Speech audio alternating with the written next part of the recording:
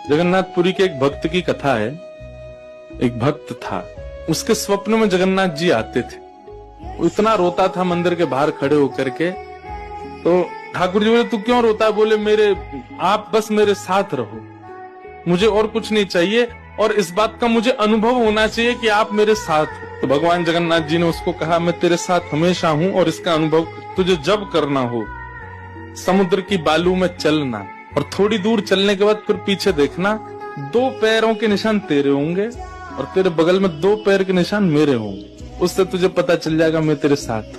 अब तो वो रोज जाता, समुद्र के तट पर चल के देखता, थोड़ी दूर चलता तो 2 पैर के निशान उसके, और बगल में छोटे छोटे छोटे चरण भगवान के।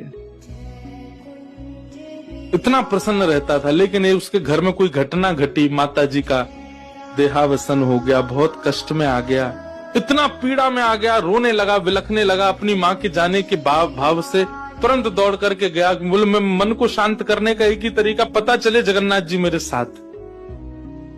अत्यंत पीड़ा में था। जैसे ही समुद्र के तट पर चल रहा था, रो रहा था बहुत तेज तेज। पीछे मुड़ करके उसने देखा तो 2 ही पैरों के चिन्ह थे। जगन्नाथ मंदिर के बाहर जाकर बोला, मैं समझ गया, मेरी माँ का देहावसन इसलिए हुआ क्योंकि आप मुझे छोड़ के चले गए हो। अब आप मेरे साथ में नहीं हो। आपने कुछ दिन मेरा संग किया, उसके बाद मुझे अकेला छोड़ दिया। नाथ, आप ऐसा कैसे कर सकते? मुझसे क्या अपराध हुआ? रोने लगा, बिलखने लगा।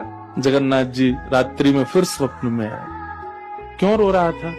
बोले, नाथ, आप मेरे साथ थे हमेशा, और आज आप मेरे साथ नहीं थे। मैंने जाके देखा 2 ही चरण चिन्ह थे, और आज ही मेरी माँ का भगवत धाम गमन हो गया। इसका मतलब आपने मुझे त्याग दिया ना? मुझसे कोई अपराध हुआ है? भगवान बोले, नहीं। तो फिर आज आपके चरण चिन्ह क्यों नहीं थे? भगवान बोले, कल तक मेरे चरण चिन्ह थे क्योंकि तू भी चल रहा था और मैं भी चल रहा था, परंतु आज तू पीड़ा में आ गया तो तुझे गोद में लेके मैं ही चल रहा था। वो मेरे चरण चिन्ह, तेरे नहीं, वो मैं ही हूँ।